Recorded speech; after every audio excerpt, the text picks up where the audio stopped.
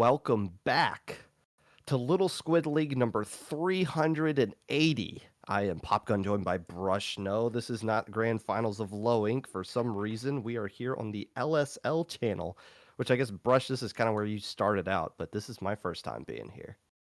This is your first time ever casting Little Squid Okay, League? so Jup has asked me before, and my thought was always like, well, I don't want to like have a monopoly commentating all the low-level events.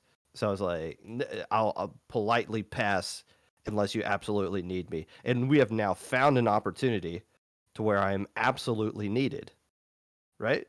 Okay, well, hold on. Absolutely. They did have like I was driving back from college this morning. There was a Plan B commentary pair if Okay, I couldn't get here. if there was, I Needed- doubt that, because if there was, Rob would not have put out on Twitter, somebody come save us. And being the noble and humble person that I am, volunteered you to come on here with me to do top cut first couple of rounds of the Diamond Raids, taking on the what'd you say that was? I've been saying Muskoka, but like, please don't clip me and put me on Twitter. I've had enough of Okay. that the last month. Muskoka Sharks. Muskoka. Okay, so the Diamond Rays are from the Imperial Valley Community College, I believe. So I think that is a CCA team. The Sharks that is a town in Canada, which is something might be something that's actually real or not. I'm not sure. What is definitely, you know, I like looking at these comps here. Yeah, we get stuck in low ink alpha bracket. I feel like a lot of the play starts to disappear, and then you hit a level maybe a higher mid level that you start to see some play again. But there's a lot of play going on here. This Brush Junior Intent combo is one that gives me flashbacks to like my low ink days, and it's something that I actually loved to run.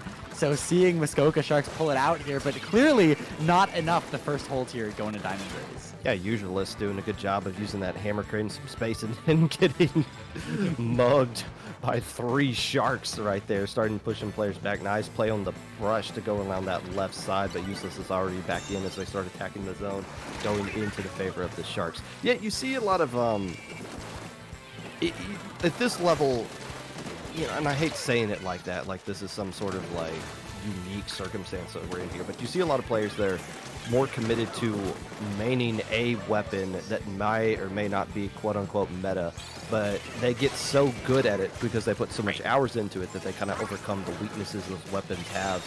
I mean, you look at the Sharks comp, the traditional Slayer role. I don't know how you view Intent, but it's basically just that Brush that's just kind of doing like the Slayer thing, but you can still got a lot of paint that you can put down with that thing.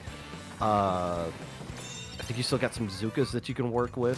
Like, there's a lot of different things you can do outside of the traditional Unga Bunga triple shooter pencil comp.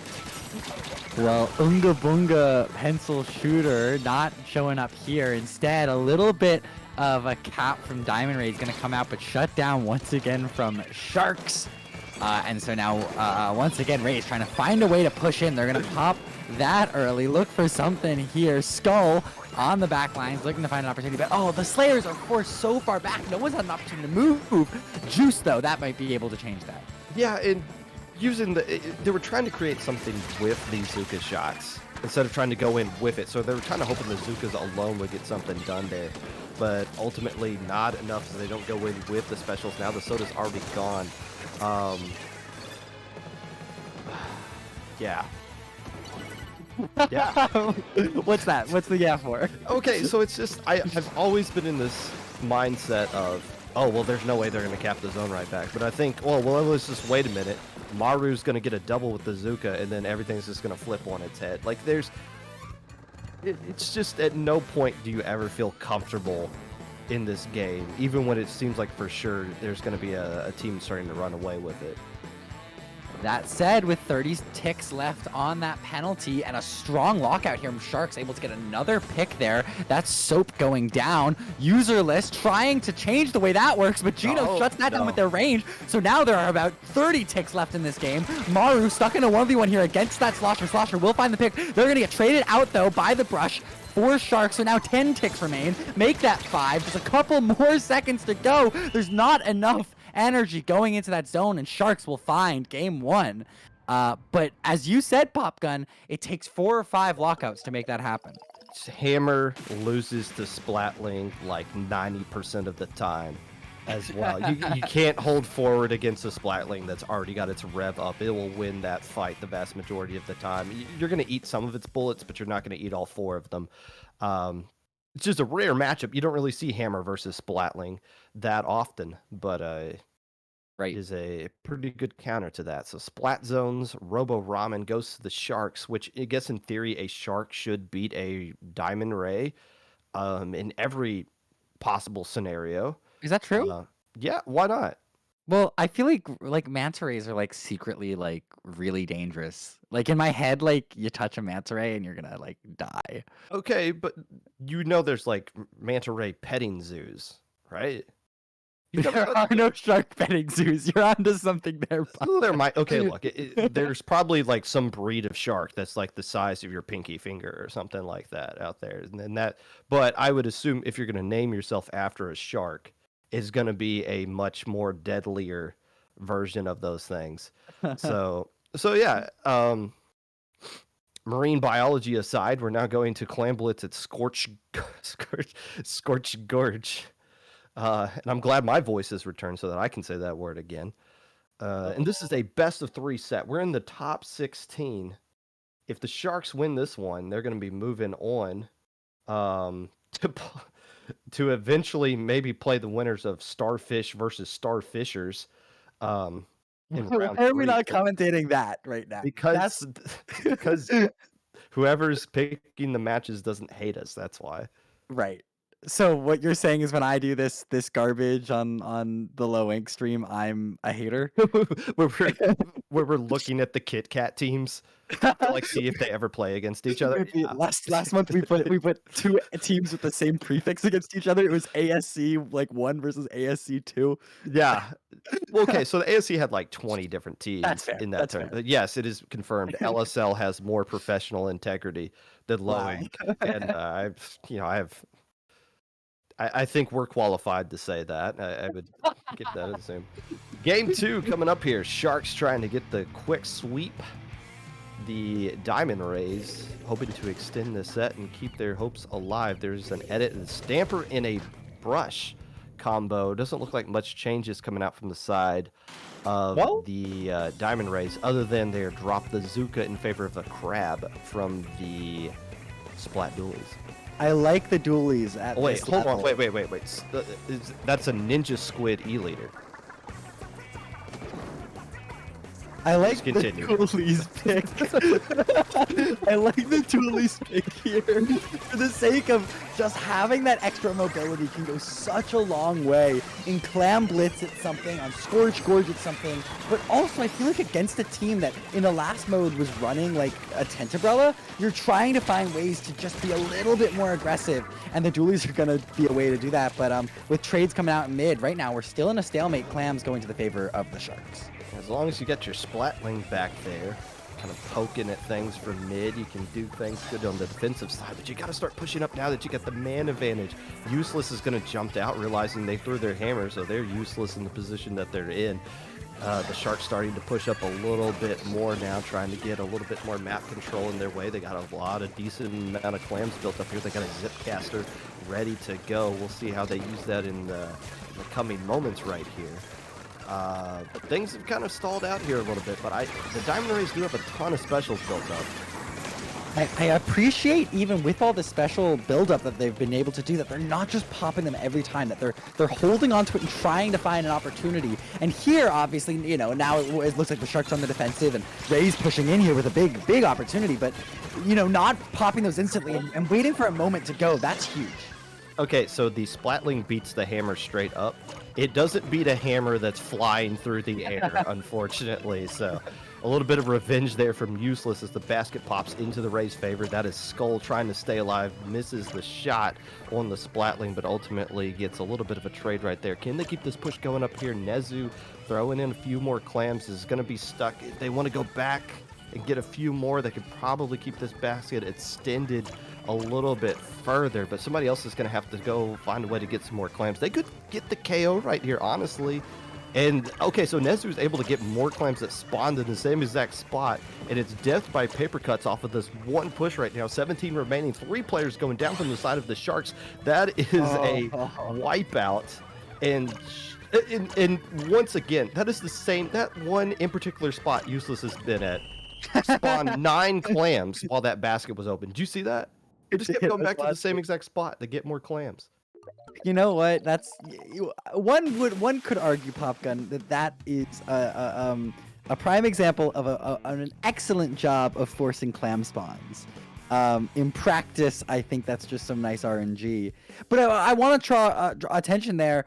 The Sharks, the reason that basket stayed open so long, the Sharks weren't able to find a moment to recoup, come together, and drop as a team, charge their specials, and find a way in. Instead, they see the clam counter going down, and they're like, okay, I need to find this one pick. I need to find this one pick. And when you're going into Soap with those dualies there, who was holding that plat area for such a long time on that push, you're just gonna get beaten every time. I mean, Soap is gonna find a way around you, find a way to roll, and find a way to get that pick. So pick goes down, and you say desynced, and Sharks had no way back in.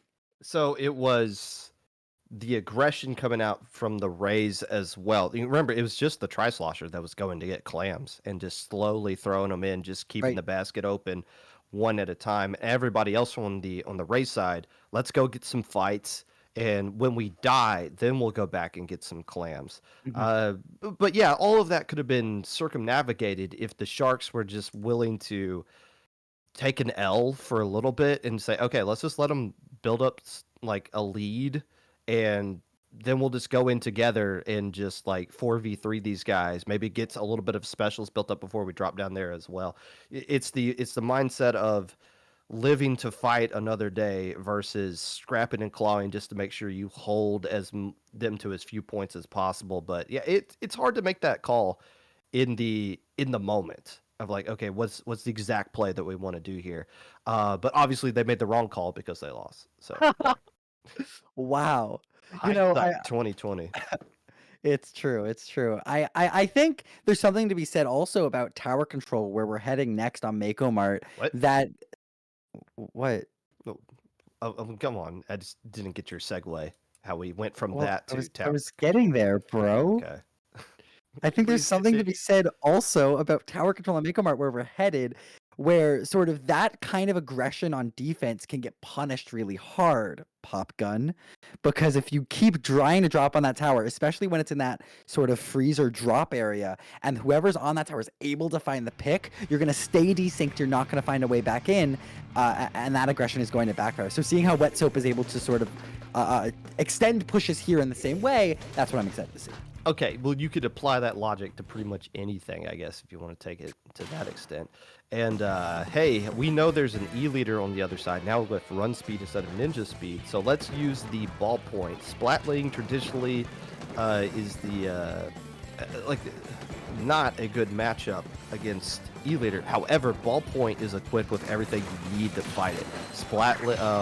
Inkjet and Fizzy Bomb can do a lot to kind of pester that E-leader. And of course, none of that really matters when your player has a crab and is just mowing everybody down. The Rays picking up right where they left off, trying to stab at this first checkpoint.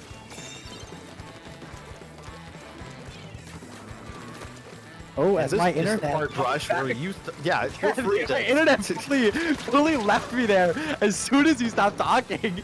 So I'm pushed now moving for time and race as that first checkpoint falls, Popgun. And this is what I was talking about. Look at this tower. They're able to find the pick there, but as you were calling out Soap with that crab, they're able to keep that and hold the area, but no one holding tower. So that'll start to reset. And that push looks like it's gonna take another moment before it can keep moving. I'm glad you decided to join me today. I was kind of. Hey! I for a moment there, my stream was frozen. You roboted out. I had nothing. If I tried to talk, it would have been gone to the ether. Oh, there's a blaster in this game now, by the way. Just a regular blaster with the bubbler. But Maru is hitting some key shots right here, trying to get their Sharks teammates back into this game, throwing oh wait, no, that's a range blaster. My vision is gone with my voice as well, but Maru is cooking along this right side. First checkpoint falls. And now a push in the other direction, looking for an opportunity, but no one is on the tower. That Inkjet instead up in the air. They're going to get canceled by perhaps the E-leader? No? Okay, I can't see. But so that push looks like it's gonna get a little bit stalled out now as picks come out. It's just Gino on the tower, that ball point, trying to dance around. Jumps coming in, Maru trying to help them out. Nezu there on the tower with the tri-social. They're gonna find the pick, and Skull helping from the backside. That's the E-leader, and that push finally looks like it's stalled, but 1 point difference there. A good defense from Dynamite. Yeah, that was a fantastic defense right there, but then you look at the clock and realize, oh wait, we're not even halfway done with this game yet, so yeah, you still want to hold on to this lead here, and yeah, you want to do that. Get some soda in you, hold forward a little bit. Good things are going to happen eventually over the course of a 5-minute game right now as we see the Diamond Rays bouncing back here on the defensive side of things, now starting to turn it back over into offense. How did that work? Okay, nice little ledge canceling camping situation right there. Skull dancing around, all kinds of hellish opportunities going on here. And you were okay, so this is a situation you were kind of talking about there. How do you want to defend this second checkpoint? Turns out you just want to get your range blaster to get a double, and then it ends everything. Yeah, and I mean, that's where sort of weapon selection can go such a long way. And I feel like to the same extent we see a lot of players come out in Little Squid League with really novelty weapons that they have trained really hard and really well, as we talked about earlier. I think we also see a lot of players who are really confident flexing around. And that's where a player who can pull out that blaster on a map like this really comes in clutch. Yeah, and I mean, we've seen some players use pretty much the same weapons, but we've also seen some flexibility.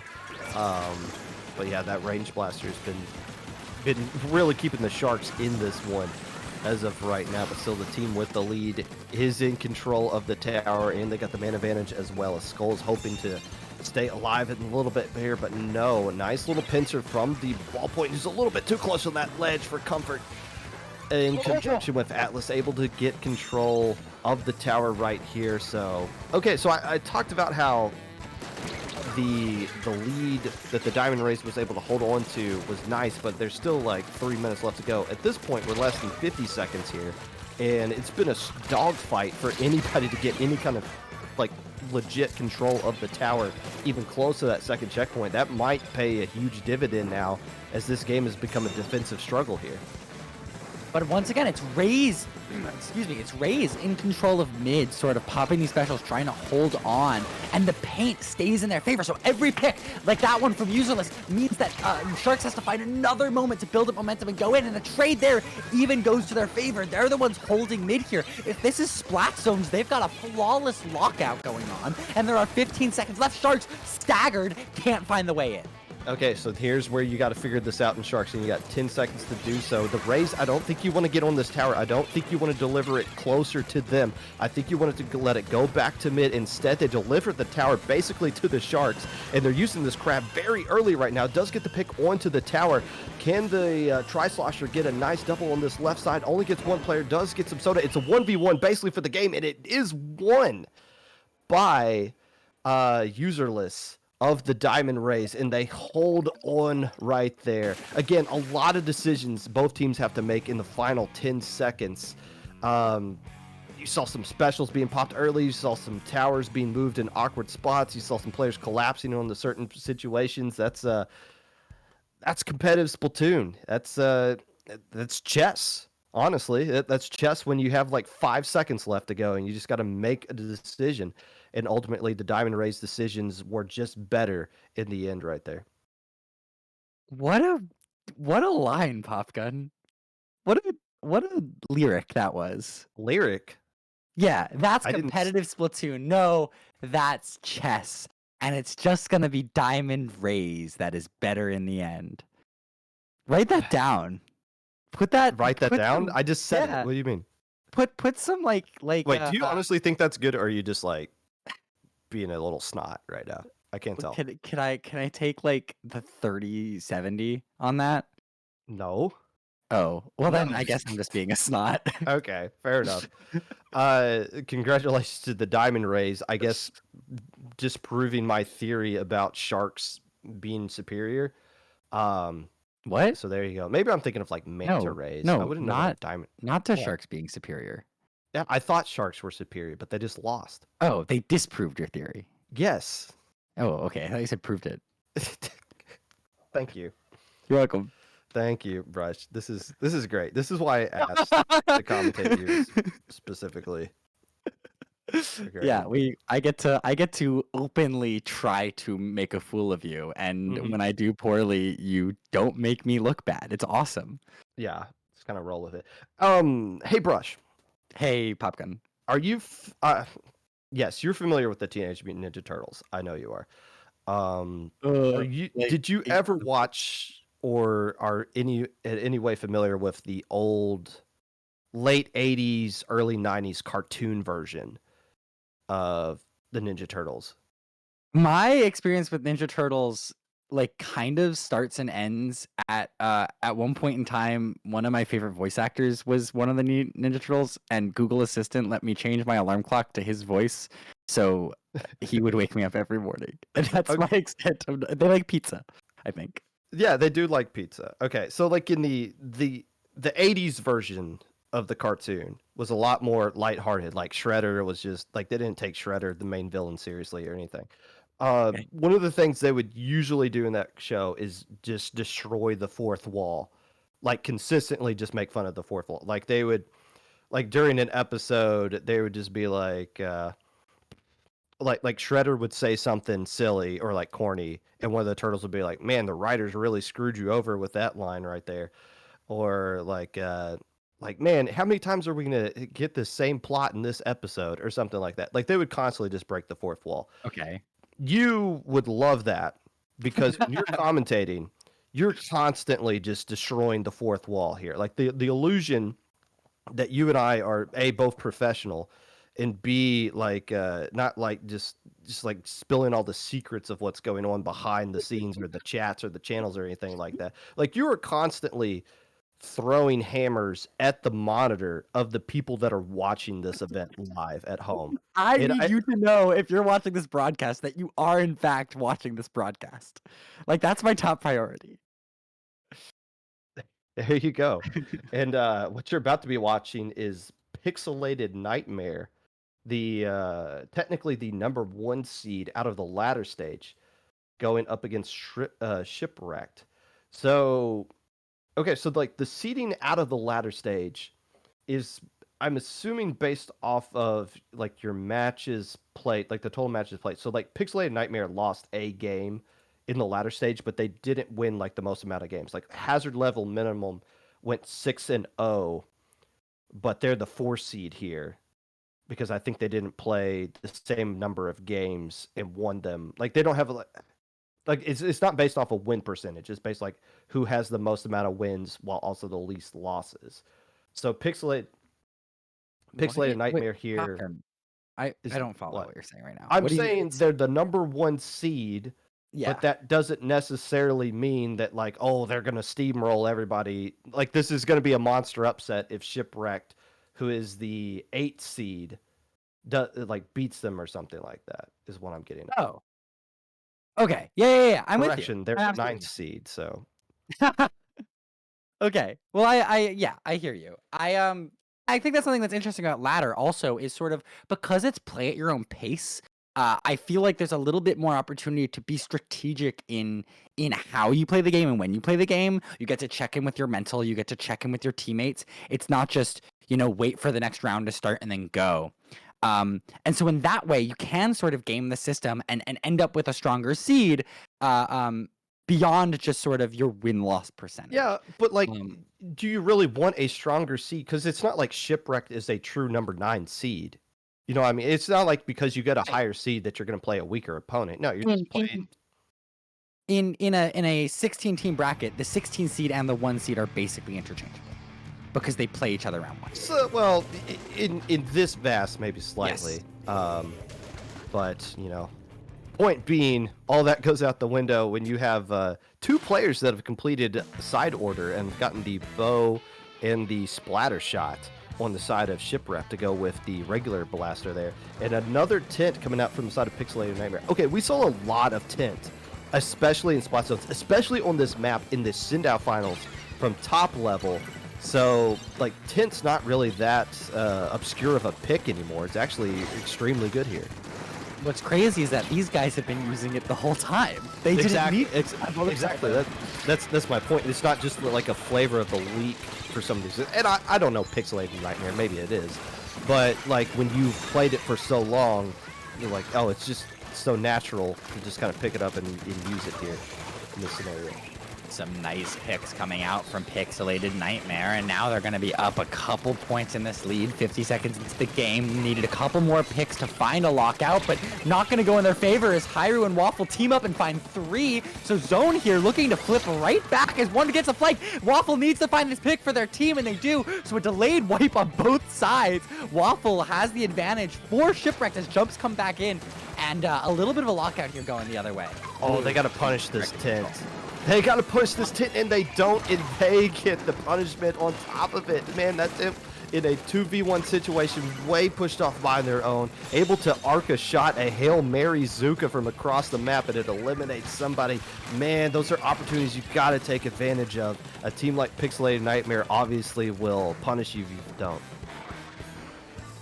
So now Lockout in control once again of Pixilated Nightmare. The Killer Whale coming out a little bit early, not going to find a pick, but oh, some chip damage is going to find that Zap player for Nightmare. And now a 2v2 situation on the field. Chino, though, doing a great job controlling that top left area. They're going to back up now. They realize the player situation. They have that Zuka, but what a great job controlling the area. Finds a pick and another with that Zuka, and now 25 ticks remain on this Lockout, a 3v2 situation in their favor. I was about to say, I like how Star, the bow player, isn't just rushing in there, realizing, oh, wait, this is a 2v2. Let me just back up a little bit. Let me wait for my teammates. We'll go in together, and I might have, like, another Killer Whale to work with. Instead, I think some of the teammates jumped to the bow, got destroyed as soon as they landed, and then all that patience just completely went out the window. Pixilated Nightmare taking advantage of the mistakes that Shipwreck'd was making and ultimately got them the win because of it. So 1-0 in this set that we spent, a nice little fist bump, 3 minutes, prepping this sort of conversation about seeds, and what do you know? It's the first seed that takes this one home in a pretty dominating fashion, Popkin. Okay, so how often, come clean, when was the last time you played Splatoon? Like had a controller in my hand or like played? Yes, the game? like played. I know you didn't send out Q like a season ago. So last season I played 3 sets of Sendu Q. Okay. And at Genesis I did sound check, and so I held the controller then. That's true. That is true. I did not play a game. And if you haven't been playing, you've still been paying attention to it. My point being, you shouldn't have this childlike wonder anymore when people are doing a fist bump. I love it so much. It's such a good feature. It's so cute. I'm not saying it's bad. You just commented on it like they did the fist bump differently. Like, oh, nice fist bump right there. Like they could have, like the Inklings could have awkwardly missed. Like one goes for the high five, the other one goes for like the fist bump, and they just end up like rock, paper, scissoring each other. Like that's how you commentated that little scenario right there. Is this counter pick? I'm assuming it is. Tower control Hagglefish is here. Can we get confirmation that it is counter pick? Actually, well, okay. So on the map screen, or the lovely, I'm looking at it right now. Yeah, Jub is putting out here. Either Jub doesn't feel like typing out the game 3 map because they feel like Pixilated Nightmare is going to run away with this one, or it's counter pick would be my thought. Okay. Cool. We got confirmation that it's counterpick. That's all I wanted, Popgun. That's all I needed was a little best friend whisper in my ear of, hey, it's counterpicks. I thought context clues might give you a little bit there, but no, confirmation not there. Pixilated Nightmare, Tower Control, Hagglefish. Was Shipwreck'd the team with the blaster? I don't think they were.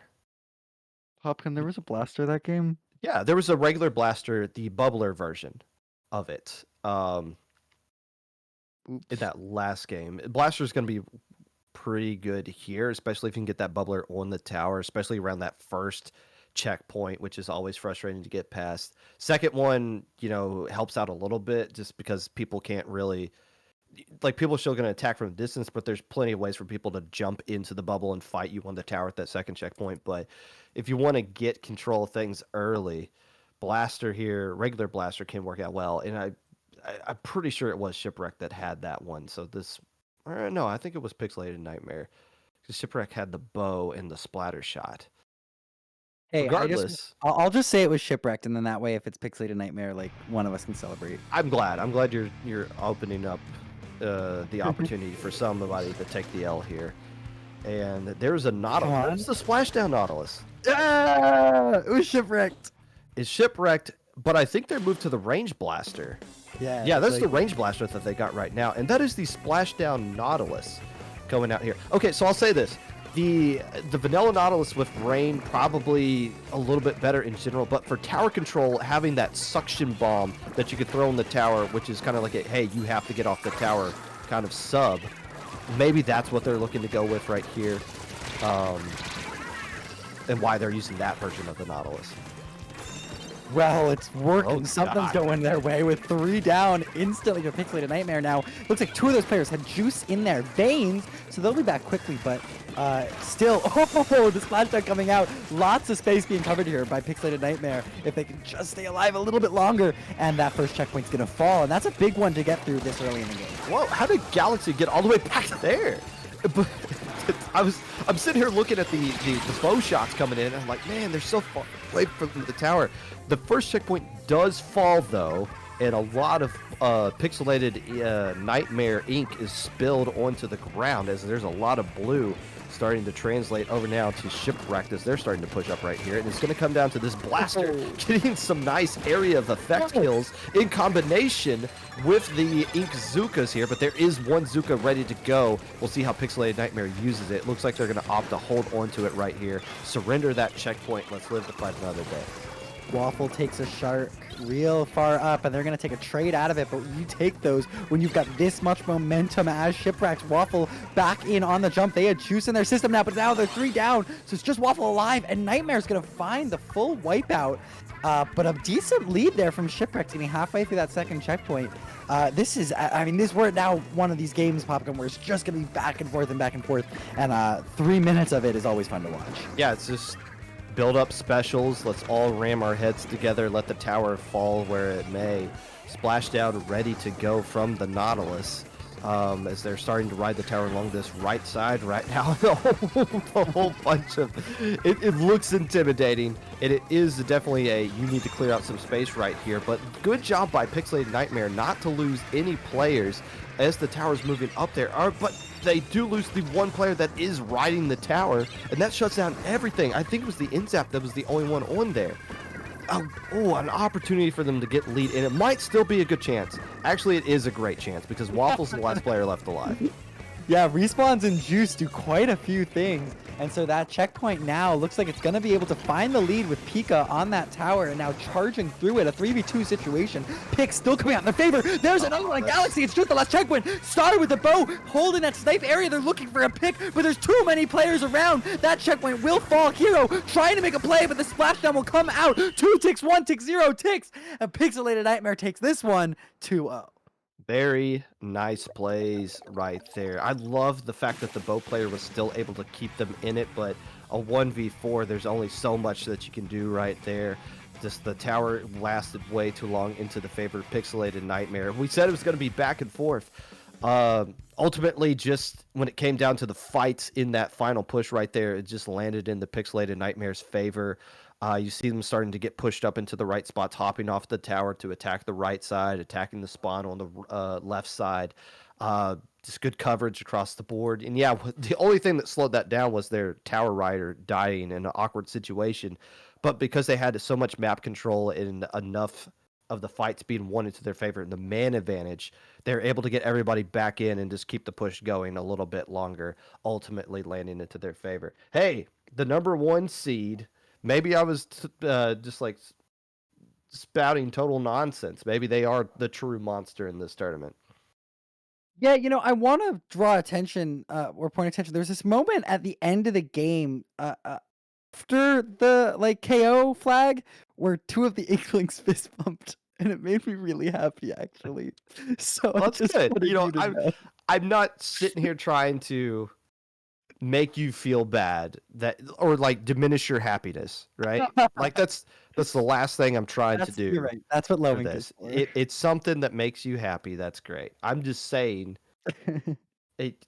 I'm, you know It what? has been a feature for like 9 months now. It's no, it's not that. It's just the way that you said it was like they did it in a different way than what they normally do. Is I all got I'm pointing out. excited. But genuinely, no, in that game, like what I felt like I was watching was early on, right? Shipwrecked gets that push, and I called it out. I was like, okay, we're gonna have one of these back and forth fun games. But what happens is Pixelated Nightmare just had the juice diff. Like they just had ice in their veins. They come back in and respawn, and literally the 5 second that it takes extra that takes Shipwreck to respawn or whatever it is, like they couldn't get back fast enough to stop that second checkpoint. And when that checkpoint is down, I mean all hell breaks loose, and you just hoping for a player to find a quad, and that couldn't happen for Shipwrecked this time around. So the only team to beat Pixelated Nightmare during the latter stage, if you type exclamation point bracket into the chat, you'll be able to see the bracket for the top 16 here. It was the team that's in the number 15 spot that just got eliminated by the Alleycats in round one. So Pixelated Nightmare might have to go up against Hazard Level Minimum. They're currently 1-0 over Lethal Slide. Ugh. But Hazard Level Minimum is the only undefeated team technically left, even though they only played 6 games in the latter stage. So that's a monster matchup coming up potentially in round three. And on the bottom side of the bracket, Alley Cats is up 1-0 over Starfish, who won the Starfish battle against Starfishers 2-0. And Traffic Cones and Diamond Rays tied 1-1 at the bottom side of the bracket. That's it for us, Brush. Do you know I that? believe so. I think I was just trying to do the math. I was like, how many rounds? Oh, wow. Well, that was lovely. There's four. Yes, I am all for. This is a good little chunk of Yeah. like 50 minutes of talking with you in a recorded way for other people to hear it. One little Squid League channel. So how about Yeah, that? and I wanted to call attention to this earlier, and I will before we sign off here. But you called it out when we first got on the mic. This was my first tournament that I commentated. Yes. And Jub, who's the stream producer and in our ears, they and I won Little Squid League 10, and within 2 months had sort of come back and been like, we love this event. We wanna do stuff with it. And Jub obviously overhauled the live streams. If you go back and find the VODs from Little Squid League 9 and before, it looks nothing like this. And sort of I got my foot in the door commentary and discovered like I loved this thing. So it is like a weird feeling to be back and watching these teams, even if it's in a different way than it was for Little Squid League 12. Like it's a fun time. It's a nostalgic time for me. And you and I are not the only ones, but we are head TOs for Low Ink. And this isn't obviously Low Ink, and this isn't even an IPL event, but you and I have both been on record stating that we are big fans of this event. Yeah. 38 editions of this thing going on. I remember when this was a challenge event, when like Pure Divinity was playing it, which had Wave, who's now like one of the best Charger Right. players Yeah. on Yeah. planet Earth. Um, it's like this tournament's come a long way, and it's good to be a part of it in this little 50 minutes right here. But I did just want to say, like on this official channel, this is a great tournament, and obviously the participation that it gets every single month kind of reflects on that. So shout outs to the TO staff, and I guess Jub deserves a shout out too. We're All just right. stalling time here. We are. Are we, Chubb? Are we good to? I want. Okay. Sweet. Okay, well, All right, thank we're you, good. everyone. We're gonna be right back, and some excellent commentators are gonna take you into grand finals right after semis. So don't go anywhere.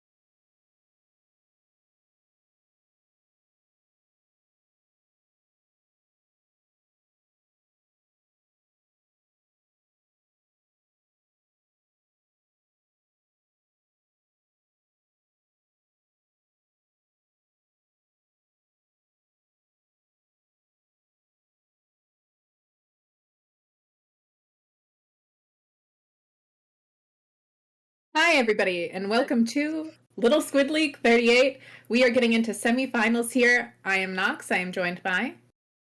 Hi, I'm Pat, here to watch some LSL action. Yeah, we're going to be getting into it here with the Alleycats versus the Traffic Cones, starting off here on Splat Zone's Macomart. Do you have any thoughts on this set, Pat?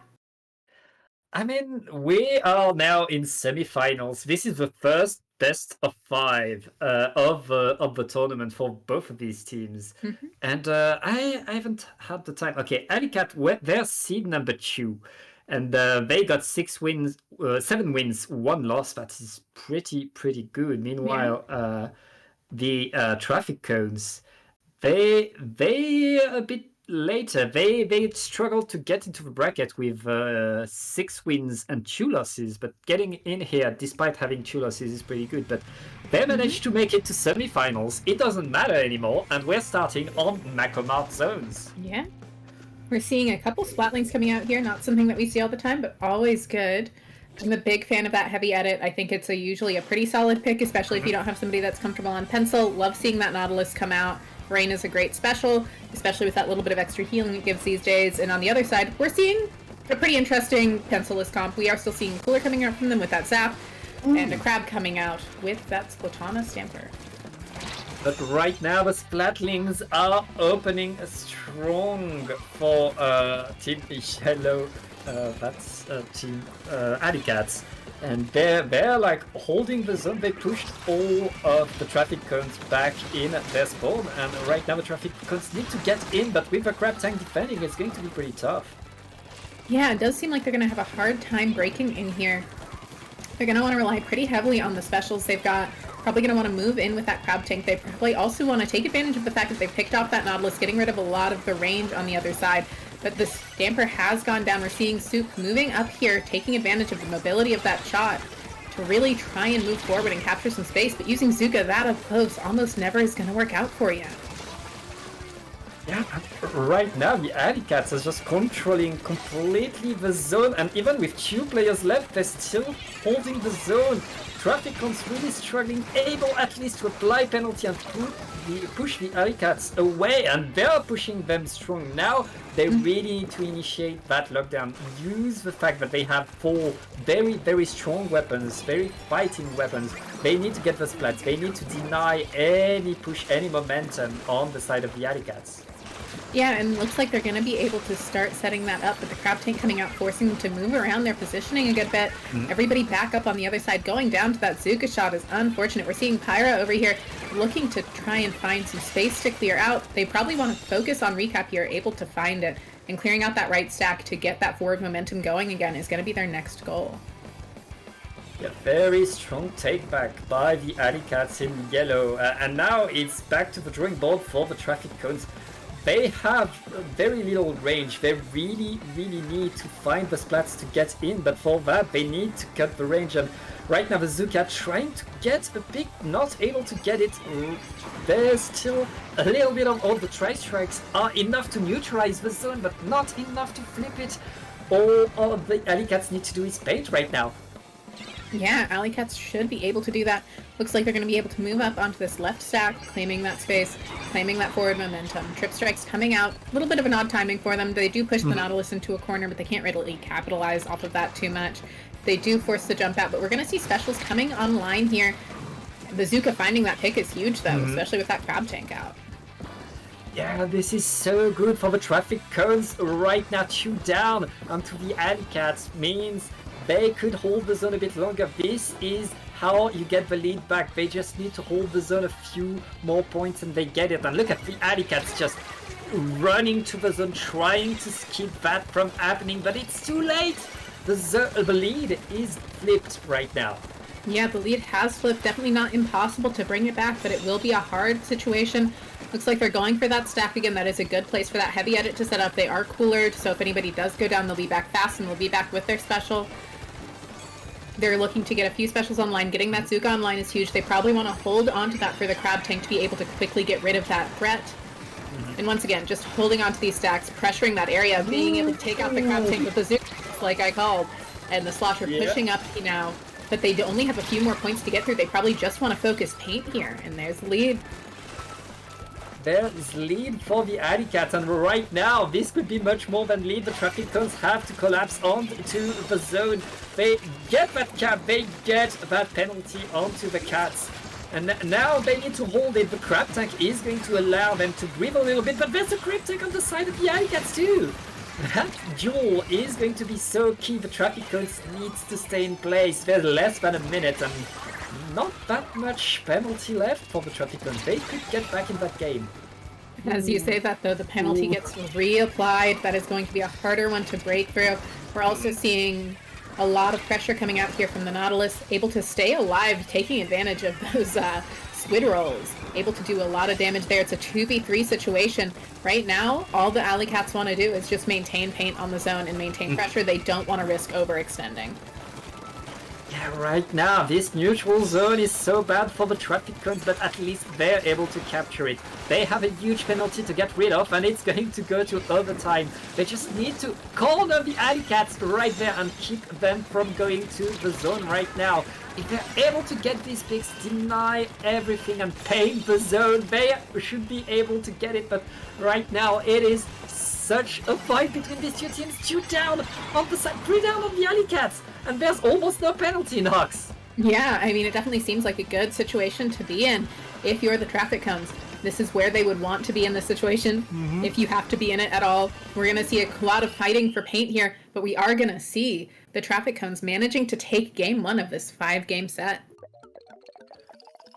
The Alleycats were in control most of that game, but the traffic cones really holding and winning the last fight. Getting that zone a little bit longer and winning in overtime. Congratulations to them. Yeah, huge first game to take there. Lots of momentum going to be working in their favor. Lots of good mental going to be working in their favor there. And now we're going to see what the Alleycats are going to choose to counterpick, which should be interesting to see. They're probably going to want to pick another pretty slosher-friendly map, just since they do have one of those. And there are so many maps in this game that do so well for that. Oh, slosher-friendly, or maybe a splatling-friendly map. I mean, these 2 splatlings, when in position, they were able to really punish what the traffic cones were doing. And if they have like a bit of a wider map with less cover, they can maybe switch to a wider range splatling that would completely counter what the Splatana Stamper is doing. And maybe make sure that the only thing traffic cones can rely on is the crab. Because right there, the traffic cones, they still had lots of room to play however they wanted. And that's what you want to stop. But we're going to go on Hagglefish Market for tower control. Yeah, I do think this will favor their comp a little bit more. I think it works a little bit better for their weapons. I think Zone's Macamart, as much as a lot of people like to tout it as this very even map, it does favor really aggressive weapons, really aggressive fighting close-range weapons. So in that case, the traffic cones did get a little bit of benefit out of that map mode. It is such a common map mode, though, that you should have a plan for it, even if you do tend to play more splatling-type weapons, which can struggle a bit there because they don't play super well around ledges. But Hagglefish, on the other hand, Slatlings tend to do very well there. Ledges are less of an issue. You do need to make sure that you've got something to clear that second checkpoint right below that ledge. But other than that, you can tend to be pretty safe, pretty comfortable, and having that heavy edit ride tower should be pretty comfortable for them. Yep, Splatling tend to do very good here, especially if your opponent doesn't have a charger. But right now, it looks like one Splatling is going away in favor of a Range Blaster. Range Blaster, I mean, for tower control, you can't go wrong with a blaster. Yeah, especially to clear that first checkpoint right under the ledge on this map. It is a hard checkpoint to clear, and the blaster allows you to make so much space around it. And they should have enough paint between the edit, the shot, and the dualies to be able to allow that range to be able to move as they want. And that is a great first pick, taking out that zap, getting rid of that cooler, and allowing them to start moving forward here. Lots is happening for the Alleycats in yellow. The Alleycats are pushing forward right now, trying to get that tower there, but Traffic Cones, they managed to have their tacticular in time right before the splat, so they're able to respawn, get in there, and right now, pushing the Alleycats away. Very nice answer, very nice defense by the Cones. Yeah, we're seeing the Alleycats looking to apply some forward pressure now, able to take out that slosher, getting their specials online. Cooler coming out should allow them to really move forward aggressively here, especially with 2 players down. wanting to see this heavy edit hop on tower at this point, start really getting that forward momentum going, and just help getting paint around their teammates' feet. But of course, the missiles are going to interfere with that a bit, something players are a little less used to these days. Yeah, that Viper decker is such a pain for your momentum. You cannot wait, there's constantly missiles on you, and the opponent has beacon, they just respawn instantly, especially with a cooler added to that. It's really on the Alleycats to be able to break and to go forward, to move on to traffic cones, despite traffic cones having such aggro weapons. Yeah, the Alleycats do have to find their way into initiative here. They need to find ways to break through. And we are seeing them managing to do this pretty consistently. We haven't seen major pushes out of either team, but this could be where that switch is. Not quite yet, it doesn't seem like, that with the range going down, that gets rid of a lot of their pressure. A lot of pressure is coming, but the traffic cones are resisting. Neither team is able to bring the tower far enough, but as I say that, the Alleycats are holding that tower, and now they're gonna get it to the checkpoint. Now they're going to score some points and maybe threaten a checkpoint break. Yeah, definitely is an option here. They're at least getting a few more points on the board. Rare to not see this checkpoint have fallen by about 2.5 minutes in, about halfway through. Just the edit left up, but they do clear the checkpoint, and this is a good back off from the edit here. Should allow their teammates to get some jumps in. Looks like they're going to be able to, and if nothing else, they're going to at least pester that Viper, but the Viper has just a bit more range than they were expecting. Yeah, but even if you lose 3 of your teammates, breaking through that checkpoint is so good for your team, especially with just 2 minutes left. Traffic cones, they have yet to push the tower there. So this is a pretty decent lead for the Alleycats, as long as they're able to defend when the traffic cones are pushing. Which it looks like they will. They did manage to get their dually to jump out there with that Crab Tank. Crab Tank is really good at playing that defensive role when it needs to. It can open up offensive opportunities, it can open up defensive opportunities. It's Crab Tank. It's Crab Tank, and punishing the Zap there right before the Zap could put the tactical down is so good for the Alleycats.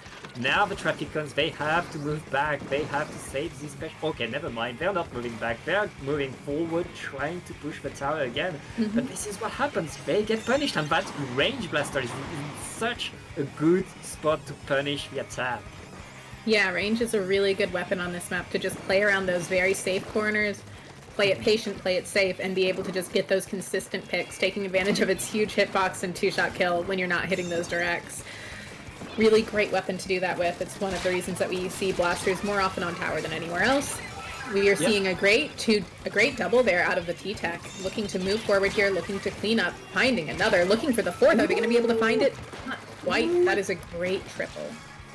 Supak has to move back though, and now the Alleycats are going to extend their lead.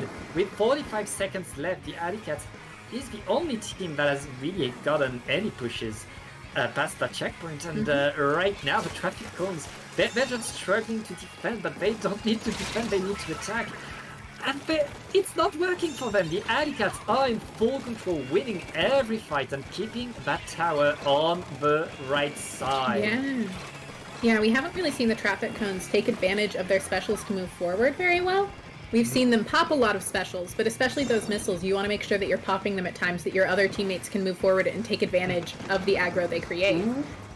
And we're just seeing ZV looking to clear off this tower, not going to quite be able to, but able to just stall this out, duly able to get the trade. That is a wipeout, and that is game 2 going to the Alleycats, putting us in a 1-1 situation going into game 3 in this best of 5. And Alleycats, they just showed how good they can be on their counter pick. If they choose the map mode, if they decide the battleground, they really have the edge. They really know what their strengths are, and they really play of these strengths so well. They dominated that game, but now the traffic cones, they won game 1. If they're able to do the same, if they're able to find the map modes where they have the edge of the Alleycats, they could win the next one. They definitely could. There's a lot they could potentially do here. There's a lot of options. I do believe that they're probably going to want to go Rainmaker or Clan Blitz, just since they didn't quite manage to make it work for themselves on TC here. I'd love to see maybe like a Rainmaker. Sorry, I'm looking at the map list. Maybe a Rainmaker Scorch Gorge could be good for them because there's enough defensive areas to play around the high level of bombs they have while still being a map where you can move forward really quickly and take advantage of those explosive opportunities. Yeah, I feel like the traffic codes like to move fast, and if you want to move fast, you go to Rainmaker. We're going to go to Undertow Spillway.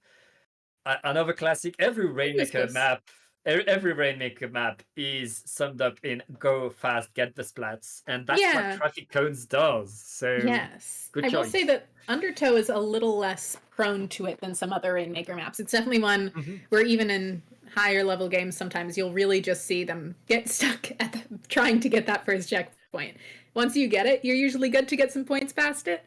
But getting that first checkpoint, I've definitely seen some pretty high level games where they're just fighting for that checkpoint for pretty much the entire 5 minutes. I think there was one Red Sunset that I watched where it was just determined by who broke the checkpoint that one time.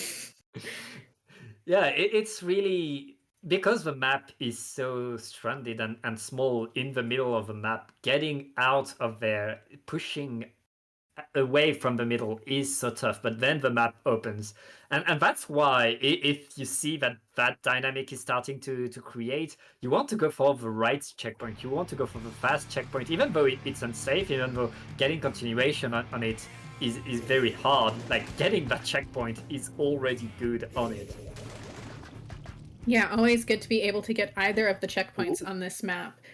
Like seeing that tent come out. Not a weapon that I expect to see on this map, but definitely a solid pick. The Zuka, always useful to have. Can't go wrong with 2 Zukas still. And we also see a switch over to that Incept to allow for that faster pace of play from Alleycats here, which I like that adaptation. Not necessarily one I maybe would have made, but Splatlings can be a bit clunky to navigate with on this map, so I can appreciate it. Yeah, and we see both comps kind of getting a bit more aggro, a bit faster. Both teams know what they need to do on this map now. It's about doing it. Very nice pick with the Zipcaster. I'm so bad with Zipcaster. I'm always like completely, wow, this is so cool whenever I see a good Zipcaster. Yeah, when it's used well, it's really impressive. Like seeing that Zuka come out, gonna help you with the tent, but the counter Zuka comes out and manages to take the situation. We are seeing the Alleycats grabbing this Rainmaker here, gonna be able to get that checkpoint unless the Zap does something, and it looks like they might, but no, the range cleans them up. We get that first checkpoint, the tent's coming out here. I'm expecting them to pop this and rotate left, but maybe they try and force some points on right. It's always an option. It's not a common option, but it is the one they are going with. They get a few points past the checkpoint, nothing super significant there. Maybe would have been better to reset, go left. But they still have a 2-down situation, but just that last shot player manages to shut down that Rainmaker. And this is why we don't always recommend this side pushing this particular way. Because after you get the check, it's just, unless you have a full wipe, you're not going to find much forward progress. It's right now, Alleycats, they got their checkpoint. They got a few points, and right now they're getting picks over and over and over. They're keeping traffic cones there. And they have the advantage. They're keeping the game on the side of the maps where they're the most likely to make points.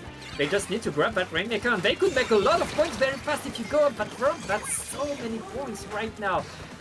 Traffic cones able to keep it there though, able to push them away, and that wipeout is going to be the end of that push right now. But the traffic cones, they need a good push if they want to get back in the game.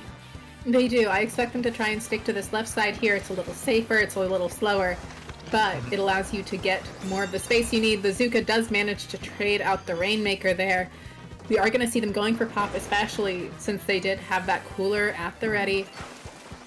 And the Stamper is just going to look for some space to play cleanup, but not really going to find much of it yet with the Crab Tank coming out. And right now, the Alleycats are able to deny the checkpoint to push the traffic cones away. And it's like this game is the opposite of what we saw in the first 2 games, with Alleycats being ultra fast, ultra feisty, wanting to get in every fight, and the traffic cones trying to be slower, trying to establish the tent somewhere, wait for the Zukas. And right now, the Alleycats, it's paying off for them. They are getting the fight, but the traffic cones, they're not... Oh, well, right now things are happening. Sometimes a bomb just comes in and messes you up, and that's just how that goes. Sometimes you just don't expect it, They do have 4 suction bombs. They have 4 suction bombs at the ready, to be fair. That's a lot of suction bombs. That's more than you usually see. We don't see very bomb-heavy comps traditionally in Splatoon 3, so when you do, it can be a little hard to adapt to. Hey, We tend to see less lethals this game. Yeah, bombs are still good. Bombs still break the Rainmaker shield and still splat people. They're still very, very good, and sections in there with all the nooks and crannies and all the walls to stick the sections to. It's still very, very dangerous right now. 1 minute left, the traffic cones need another push. They need to get a checkpoint. Yeah, the Alleycats just want to kind of play it safe here. They don't want to take too many risks. They want to make sure they have players up. They want to make sure they're close to specials. And they want to make sure they can shut things down. Right now, these are pretty safe fights to be taking if you're looking at how their players are bunched up. They're able to create a lot of triangles where multiple of them are looking at one person. And, you know, you can take that trade. That's a good trade. If you're the Alleycats right now, trades are good for you. If you're the traffic cones, trades, not great. We are seeing some specials coming out from the traffic cones now. It looks like they're going to be able to find a few. Ooh, that's a 3-down situation. The Zap popping cooler for just themselves, but should be able to stall some with these bombs. And once again, this is where we're going to see that quad section bomb really kind of shine. Yep, you called it. You called it just in time. Right now, the traffic cones really struggling to go for what the so many bombs raining down on them, stopping everything they want to do. And right now, they're struggling to get to the checkpoint, just having the bait and the crab tank being deployed there with bazooka, just to crush their dreams. It's just cider with a tacticooler, but it's not going to help you. Alleycats take game number 3. Yeah, Alleycats managing to take that pretty handedly, making it look pretty easy for them. Definitely nice to see them adapt really well to a faster paced mode, being able to adapt to a mode where they control the pace of the game. That's the big difference between Rainmaker and Clam Blitz and Zones and Tower Control, is that with Rainmaker and Clam Blitz, you control the pace of the game. Whereas Tower Control and Zones, there is a set pace at which those objectives happen. And now the traffic cones are in trouble. I don't think they're allowed to come back to splat zones because I don't of believe so. game 1. So now either they go back to a mode where they've been beaten, or they go to Clam Blitz, and I feel like Clam Blitz is going to be pretty risky for them because the Alleycats, they can play fast, they can play slow, they're able to counter things, and they have a range blaster that can punish their tents. Yeah. It's going to be a tough one. Yeah, the other thing is, in Little Squid League and low ink style tournaments, you are less likely to see players go for Clam Blitz because a lot of times they feel less confident with it. It is a slightly more complicated mode. There's a little bit more to think through, and you need to have more team coordination to feel super confident on it. And so we do just tend to see players avoid it. So they could actually, if they feel comfortable on Clam Blitz, be able to take advantage of maybe the Alleycats having not practiced it as much, or maybe that they just don't have as refined strategies, because learning Clam Blitz strategies is a big part of playing competitive. Yeah, they're just memorize all the clam spawns and Genuinely, yeah. know your special advantage rules and your overtime rules and And know how to lock pods. Yep. There's a few good videos on there. At least one good video. I want to say it was Pika's video. It could have been Lily's video. It was a Cherry Limeade member video. It's been a minute since I watched it, but yeah, locking clam pods is not too complicated. It tends to be pretty good to do. Just leave one clam behind, and then more won't spawn there. And if it's on your side of the map, you don't really want the clams to spawn there after the initial clams. Exactly. Collecting clams is good in Clam Blitz, and we'll see if the traffic cones go there. Right now, they are still thinking, where do they go? And I have to feel like they have to go back to Rainmaker, but bring back the fast composition. If they bring back their speed and their aggro to Rainmaker, I feel like they can get it. Yeah, I feel like they want to go for a map where they can cause a little bit more chaos. Undertow is a map where there's not a lot of entryways. Oh, we are going to go to Clam Blitz. We're going to go to Barnacle and Dime, which is interesting. I think it should...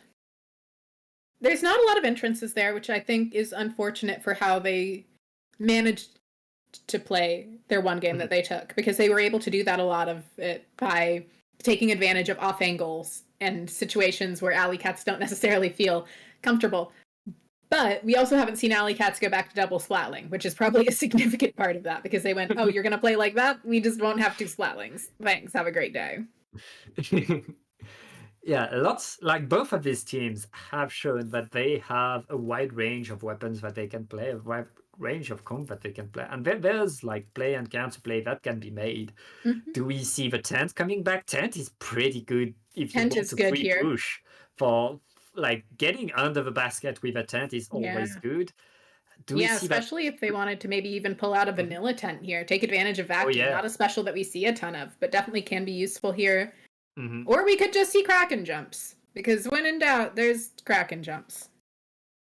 Yeah, the other question is which Splatana is Traffic Guns going to bring back? Because we could see the beacons coming back with the Wiper Deco. We could also see like the Stamper Neo having Crab Tank on this map. I mean, it's this map and it's Crab Tank.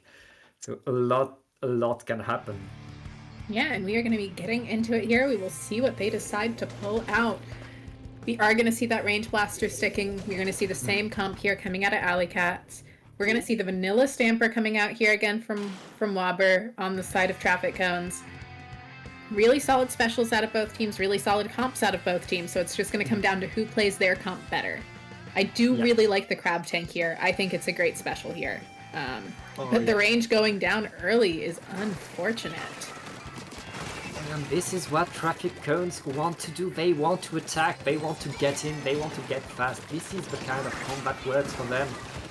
But right now the Alleycats are holding and be able to splat the zap. That's way less paint. And the fight is still going on. Both teams are not really able to establish control over mid, but that splat onto the center was fine. Yeah, it was a good splat onto the Stamper, allowed them to clear a lot of space. Right now, both teams just skirmishing out here, trying to establish mid-control. 2 players going down now for Alleycats might allow Traffic Cones to be able to do just that, as it's just the splatter shot left up. Probably wanting to find a Shark. Gonna be able to probably find it by this block, but no, they're just gonna try and keep some paint down. That's a good suction bomb. Yep. Yeah, if you throw all your clams in one spot and the other team has a suction bomb, they will probably just throw the suction bomb there, just as a note. Yeah. That's... Traffic Cones really struggling to make that super clam, but now that they have it, Alleycats, they're back in the fight and they push them away. Now Traffic Cones, they have to juggle that super clam, but that's putting a target on their back. Another Clam Blitz 101 for you. You don't want to have a super clam on you during the fight, you want to have it when you want to push, and right now the Traffic Cones are no longer pushing, they're tuned down on the Alleycats. The Alleycats, it's their time to attack now. Yeah, they definitely should be able to get some forward momentum here, but that cooler is going to interfere with that a bit. Looking to find some space here on this right side. Cooler coming out. We're seeing the Blaster looking to pick around these corners and ledges. Not quite finding anything and getting shut down by that Stamper, though. Once again, there's coolers from both sides. They'll be back momentarily. Yeah, everybody is back, and right now for the Alleycats, the Crab Tank is down. That's going to be a basket opening for the Traffic Cones. Traffic Cones putting a lot of clams in, but losing 3 players. 4 players, it's a wipe out. 56 is pretty good for the first push of the game, halfway through. Now the Alleycats, though, they have all the map to collect all the clams. They just need one more to get a ball right now, and they're already next to the basket. They are, and they managed to take out that Stamper in the process. That is huge for them. Dooley getting pushed by that slosher, though, definitely not what you want to see if you're them. They do manage to pick up the ball, but they get chased down in the process. That slosher putting in a lot of work right now. Definitely a good slosher map. Yeah, slosher doing very well right now, and the Traffic Cones are cleaning up.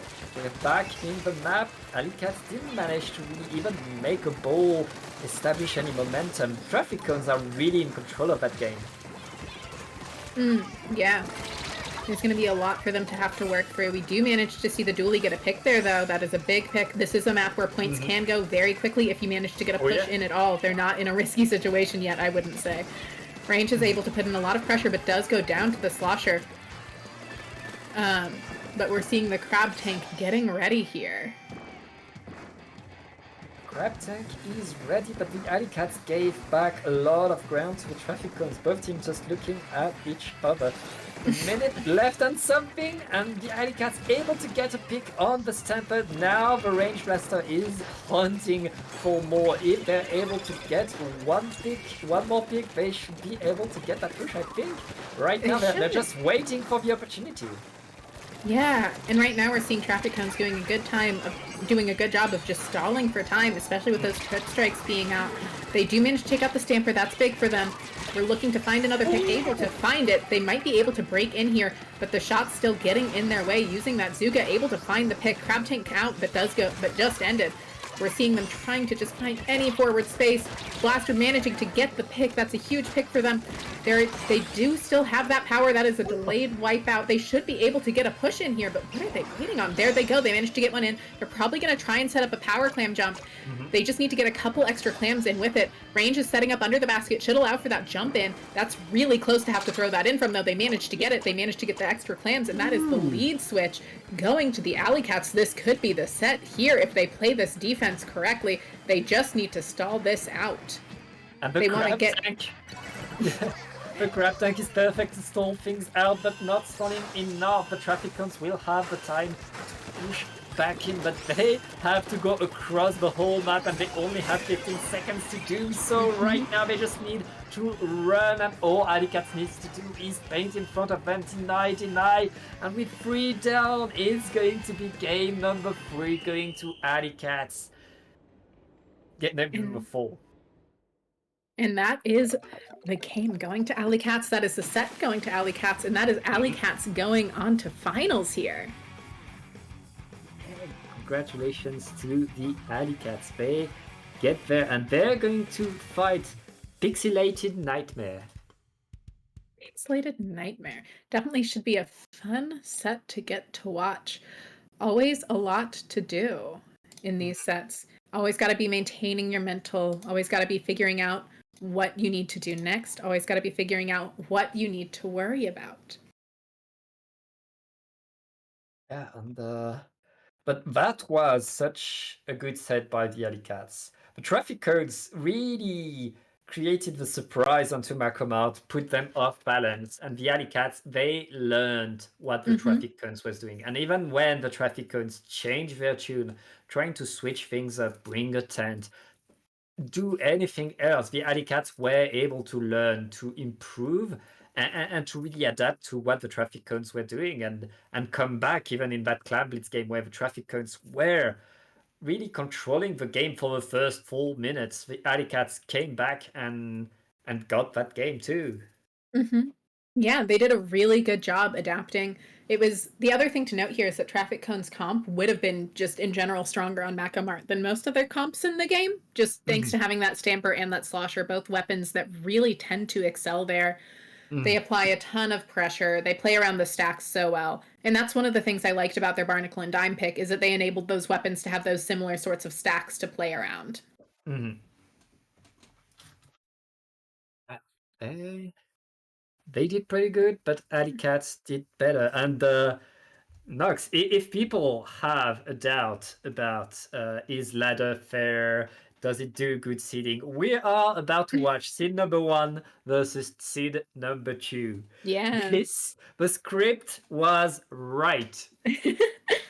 Yeah, there's definitely a lot of situations in ladder where you'll see things like that. I enjoy ladder a lot for lower div tournaments. I think that it tends to work really well for them. It allows players to get more play time. It allows more hands-on time on the game. I'm a big proponent of the more you play, the better you'll get. Especially that stops being quite as true in top and mid level, but for low level especially, it's just more hands-on time on the game, more time to think through the game is almost always going to be beneficial. It gives you more time to understand why things are strong.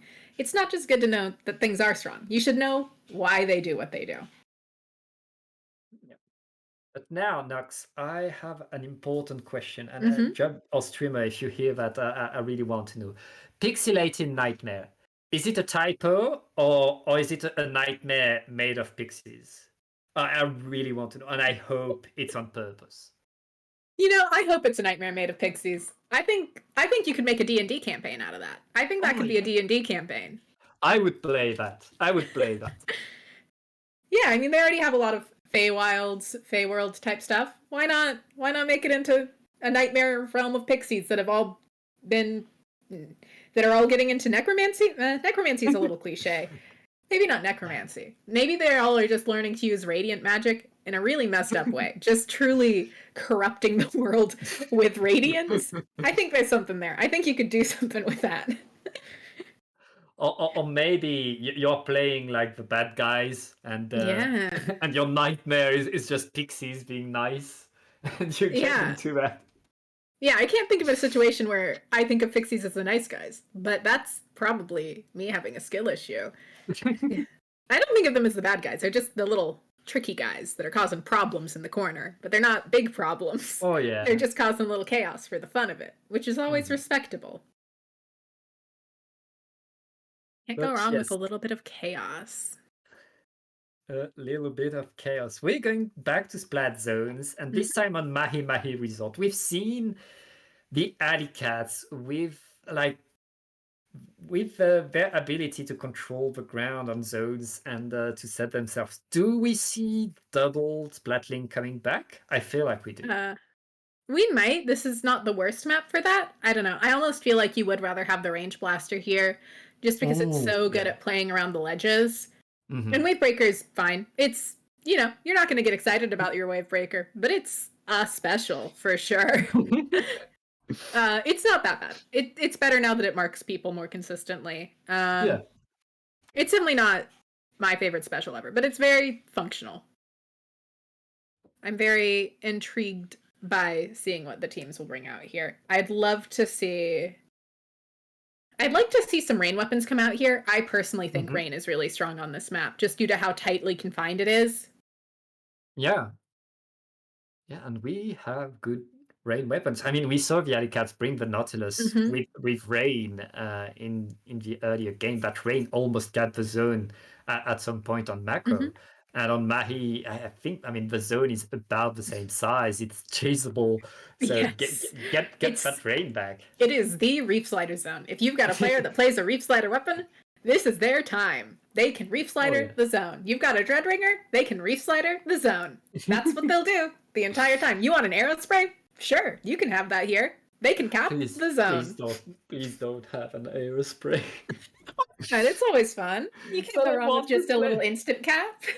But I want to play the game. Okay, go play the game of hunt down the arrow spray. Around and getting the zone, please. Look, sometimes the game is just hunt down the weapon that does the specials. I don't know. It's not double missiles and armor. It's not that bad. I'm not jaded from commentating Splatoon 2 at all. I actually didn't mind playing in that meta. It was not fun to commentate that meta. I was only a player at the time, so I liked it too. Exactly. It was comforting to play. You knew what to expect. You knew that your armor player would get armor. You knew that your missile player would get missile. You knew that then you would move forward. Your 52, your Kensa 52 gal would go hold a space. Your C-Jet would just be taking care of things. It was great. We were so innocent in the simple times of the paint the ground meta. The paint the ground meta. Not what we're seeing here, though. We are going to be seeing a tent coming out. I do like that here. I think that'll be fun. I like the mines for the zone. We are seeing the Nautilus coming back, which is a little surprising. But I do imagine it'll work a little better into this comp, and it does have the range to play well here. And is able to already find 1, 2. Is there going to be 3? Looks like there might. There it is. Yep, Nautilus action. Come on, come on. Nah. Nice dodge. But yeah, Nautilus opening for you. And now the rain is ready. It's going to be so awkward for the Alleycats to prepare a push right now. They already have 2 players down, knocked.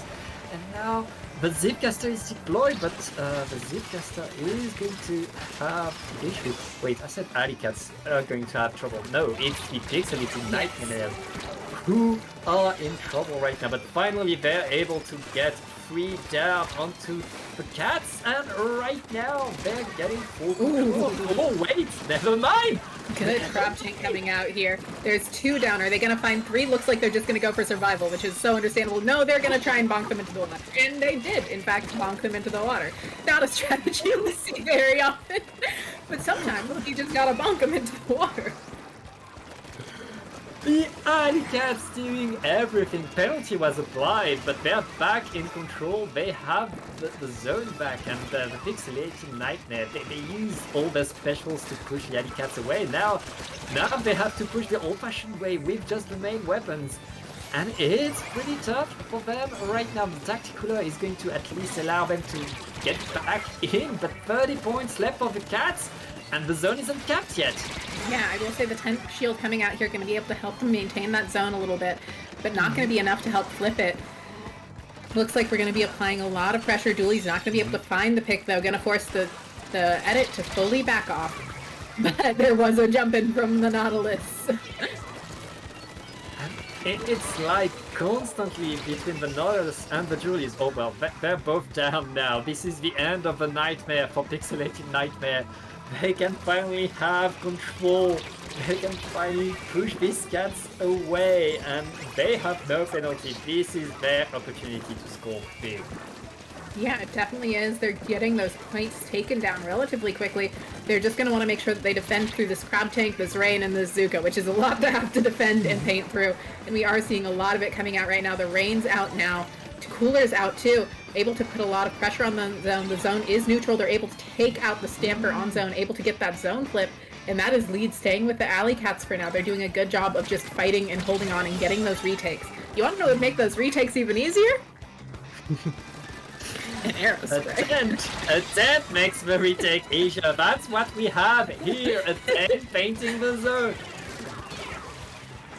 Yeah, and we're seeing the Nautilus do a great job here of applying some pressure. Does sadly go down to that shot player and is able to find another onto the Alleycats shot. We're seeing the heavy edit setup here. Does have to move around a little bit as the Zuka and the Zipcast come out, just focusing on staying up. They do manage to take out the Stamper in that Zipcast. The mines on zone are going to be very helpful for them holding on to it here, but there's a lot of time left to work through. A lot of time, and the Alleycats are preparing that push. Again, the Crab Tank is ready, the Bazooka is ready, everything is deployed. That Punish 2 is allowing the rest of Alleycat to get in. That is huge control for them with a wipeout. That's a way to get into the last minutes of the game. Yeah, definitely a good situation to be in right now if you're Alleycats. You want to make sure that you're getting those specials online, but losing that heavy edit on the left side and the shot jumping in there is unfortunate.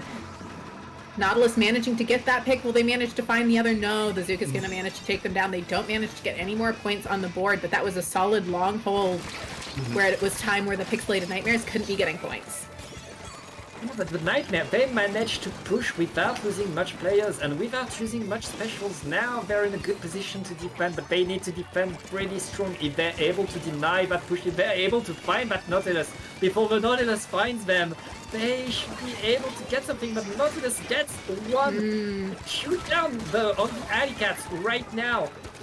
They need to keep themselves there, and Pixilated Nightmare just 10 points away. They just need to hold the zone now, and they get a KO. But they don't manage to. There's this chance for the Alleycats to hold on here. They just need to stay alive right now. They need to stay alive. They need to find picks. They're able to do that. It's just the shot up. The Dooley's looking to skirmish with them. They don't manage to find the pick. They need to cap this zone. They manage to. Jumps coming in here to the splatter shot. They're looking to find that other shot player. They do manage to not. They don't manage to get the trade. That's going to be the game going to Pixilated Nightmare.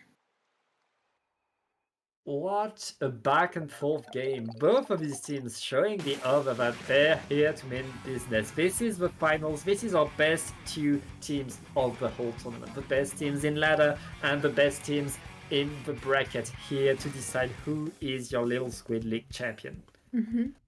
Always nice to win these kinds of tournaments to get banned that way. Of course, you can also just get banned by playing well in other tournaments, which is also a good way to get banned. The fun thing about these levels of play to me is that your goal is to get banned. And that's always fun. That's like a very concrete, oh, I'm not allowed to do that anymore. And that's fun. That's fun to me. Yeah, you want to be too good for something. There's a good way. That's a good feel of being too good for something. No, we don't want you. You're just too good. It would be unfair if you were playing with us. Exactly. And one of these teams will end up with that result tonight. Mm-hmm. And So right what kind now, of counter pick do you think Alleycats are going to make? I feel like the Alleycats, the first counter pick that they got, that was Hagglefish Tower. Mm-hmm. And they really did so good on it. They really denied everything their opponent could do. Yeah. Despite their opponent really having these fights, really being able to go them. I expect Alleycat to go back to Hagglefish Tower, bring back that range blaster, and start. Called it. You did. Yeah, I expect to see the range come back out here. Definitely a good weapon here. Expect to see that heavy edit again. Expect to see the dualies. Expect to see the splatter shot. Don't know as much about what to expect from Pixilated Nightmare, but tent players tend to be tent players. So I do hope to see that tent coming back. Yeah, good tent action is always a pleasure. It's such a tough weapon. Like I like to play a wide range of weapon, call myself a flex, but the second you put any kind of relic into my hands, I just get splatted. Which is the opposite of what you should do with a shield. I don't know. QR undercover is a thing. It's a thing only I think about, but it's a thing to me. If the torpedo kit didn't have splatter color screen, I would probably play it a bit more because I do actively love torpedo with undercover. It works in Anarchy Open. It works. Yeah. I used to play Kent's undercover but like that back in S2, and it would work more often than it should because you're always going to get the QR with undercover, even if you hit the get the QR. Even if you're up for a while, you're gonna get the QR. You're not gonna get your own picks. But yeah, getting back into it here, we are going to be seeing pretty similar comps coming out of both sides here. We are going to be seeing that new Nautilus come out here, not a weapon that we see as often. Splashdown going to be coming out, always fun. Pixilated Nightmares should be able to have some fun with that splashdown. They don't have a lot to clear that upper right side though, which is the disadvantage of not having something like that range blaster. Yeah, and right now both teams are just painting around, trying to get the advantage, but right now it's a lot of players down, though Pixilated Nightmare have a cooler advantage, I believe. Okay, no, both teams were able to get the tactical, so both teams should get back in there, and that fight is for nothing, but Alleycats pushing forward already, despite the trade.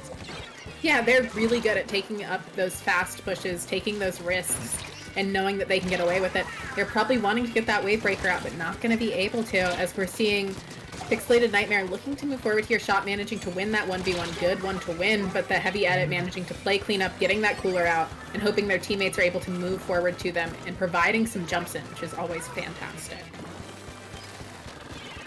Jumps in provided, both teams back to the fight for mid right now. Range Blaster already down, and with Bazooka, it's Pixelated's turn to get in, to try to get the picks and to try to get the tower forward. Well, that'll be the tower going forward. That's a certified Zuka moment. Zuka just does that. Don't bunch up if the other team has any Zukas, much less two of them. Don't stand these close together. At least Alleycats had the tactical, so they come back with their specials at the ready. They're at least able to try to defend that checkpoint. But Pixilated Nightmare are so close to getting it. Oh, wait, Alleycats defending so fast and saving the checkpoint is huge there. Yeah, they did a good job there of hanging on to that checkpoint. Keeping the checkpoints even is always a big part of tower control, because there is a big mental difference between having a checkpoint and not. We are going to see two players of Pixilated Nightmare going down. The splashdown has come out. It's just the Nautilus left up now, but they're able to hold that corner pretty well. It's a pretty safe spot for them, but as I say that, they get swarmed. The shot going in for the flank, but overextending in the process, allowing the Alleycats to really start getting set up here. They should be able to get this checkpoint, especially with that crab out and ready. Crab Tank and Tactical are two players on tower for faster checkpoints, and right now Alleycats are getting in, getting the lead, pushing forward even more. Just the zap left standing. If Rail... Okay, never mind. That zap is enough to defend and to punish the jumps in. Pixilated Nightmare hanging on by a thread, able to defend and push the cats away. Yeah, for now, Pixilated Nightmare hanging in there, but they did lose that checkpoint. And that's not a situation you want to be in, especially with only 2 minutes left on the clock. We are seeing Cooler coming out here in mid, 2 players down. Alleycats have played cleanup really well once again. Just the shot left up, but does manage to find the pick on the edit, but they were Coolered. And right now that shot is completely surrounded, is going to be punished, not able to jump away. All of Alleycats are pushing and trying to keep Pixilated in their spawn as the tower moves forward, and that Zuka is ready. Leishin just waiting for the opportunity, waiting for Pixilated to peek, and right now the Zuka is not going to find anything, but Alleycats still on the push, getting to the second checkpoint. Yeah, having to play around this Nautilus right now, looking to find the opportunity to escape them. Able to. Nautilus is now super out of position, not able to pressure anything or anyone. Gonna have to go for the flank, but the dualies are gonna be able to see that coming a mile away. Able to stall them out back there even longer. The edit has gone down. The tower has stopped moving forward, but they still have 3 players up. Range is able to find a trade, but not going to be able to capitalize too much more on it. We're going to need to see Pixilated Nightmares make a lot happen here to be able to get this lead with 2 checkpoints having fallen to the Alleycats. 2 checkpoints advantage in the last minute is pretty good for the Alleycats, but the Pixilated Nightmare are not out of it here, getting a trade with the splashdown as you should. And right now trying to at least move the tower. They have players down, but they have Tacticular up, so they're already back in there. That checkpoint is going to fall down, and this is the kind of momentum that Pixilated want. They just need to hold that tower a bit longer. They need to get rid of that blaster though, if they want to advance. That blaster is such a menace. That blaster goes to throw hands on the tower, and it works! It does. Not often that you see a blaster choose to get in that close, but they are fully forced to back off, and this looks like it's going to be game 2 going to Alleycats as a bomb manages to pick off the last member of Pixilated Nightmare. We are yet again 1-1 going into game 3 here in finals of Little Squid League. Game number 3, these teams are going back and forth. Both of these teams really able to answer the other on both of these maps. We saw pushes, we saw fights. It's about, do you know this map a little bit better? Do you have the coordination? Do you have a plan for the opening, for the counter push? It's these small things that's going to decide everything between these 2 teams, that they must be tired at this point too. Yeah, they must be. It takes a lot to get to this point in the tournament. They have been playing for hours, and now they have to make even more decisions than they've had to earlier on in the tournament by doing these counter picks. Just that little bit of extra brain power that you have to commit to get this far into a tournament. I'm very interested in seeing what Pixilated Nightmares chooses to do here, because they can't go back to zones. I can't imagine they want to go to tower again, knowing that there's going to be a range blaster running around. But they did put up a good fight there, so they could choose to. But I would almost like to see them go for Clam Blitz. It seems like they play really well coordinated. And they had that Tent game 1, and Tent just goes so well with Clam Blitz. It's a very good pairing. If you have a Tent, go Clam Blitz. It works. Just need to push. It's a free push. A big shield. I mean, I die when I use Tent. I shouldn't get fight. One of the first ways we saw Tent see a lot of use in competitive play back in Splatoon 2 was seeing the bubble Tent come out and just stall under basket with beacons and bubbles and just constant jump-ins to that, which is always fun. Fun. Yeah, just stall. Yeah. Just stall and win. Just stall. Just don't get splatted. Get super jumps. Allow constant clams to make it to the basket. Yeah. I mean, there are lots of ways to get clams under the basket these days. And we haven't seen a Kraken yet. Which I'm kind of surprised, but I guess these teams don't feel like it. Yeah, I mean, a lot of teams aren't, if there aren't a ton of Kraken weapons, there aren't a ton of use cases for Kraken right now. It's mostly just Clam Blitz, so it tends to be something that we're seeing more top-level teams doing than other levels, just because they have players that are more used to flexing around for specific modes. Not that these players aren't used to it, but top players are just more adapted to it. It is something they have done for a much longer period of time. Oh, yeah. Yeah, it should be interesting to see what comes out here. Um, Yep. yeah, so there could be a screen on either side of this set, just as a warning for any viewers. It could Oh, happen. It might. It shouldn't be. We don't know yet. But there is a little warning that we have been told to give out, just that there could be a screen, oh, so just okay. be aware. They are allowed Okay. here as long as both teams are okay with it. LSL is one of the first tournaments to announce that they would be doing that back when Screen was originally launched. hmm And now we're going to go on Crableg Capital for Interesting. Rainmaker. I I like this. This is another very good tent map because Mm-hmm. you can protect your teammates as they run on the grates. And having good protection on the grates is not easy, but the tent does that because the tent Yeah. always does that. And I've seen very, very fast game with just a tent being deployed between the first checkpoint and the goal and allowing the team to just go forward. Mm-hmm. Rainmaker is also a good mode for Vacuum and Beacon. So yeah. it is one of the rare instances where we could see a vanilla tent. We're not going to. That is the Zuka mine one, which is also good. It's always good. It's just less exciting to me as an individual. Hey, can't go wrong with Zuka. You can't. It's just not as exciting to me in my selfish wants of I want the fun tent with the different kit. Both tents are very fun though. I always am happy to see a tent coming out. We are seeing trades coming out here early on. Zuka at the ready here from the tent, going to be looking to apply some pressure with it. Not going to be able to find too much, not able to hit behind that wall super easily. An angle that can be hit, but not an easy one for sure. Yep, and it looks like Pixilated is going to get the first grab of the Rainmaker. They threaten to the right, but they go to the left. Not fast enough, so they get wiped out by the Alleycats. And now the Alleycats are pushing. They're already painting the path to the left checkpoint. They just need a few more units of swim, and they are in. They are there. The 2 players down, but getting that checkpoint is worth it right there. Especially if you have the cooler and you're able to get back and you keep the other team staggered right now. Alleycats, they're gonna get the repop and they're going to get forward with the crab tank deployed there. That's a lot of points. Yes, but sadly the crab tank being in ball form did take out their teammate. You know, bombs hit things and they break and they can kill your teammates sometimes. Sometimes they kill your teammates.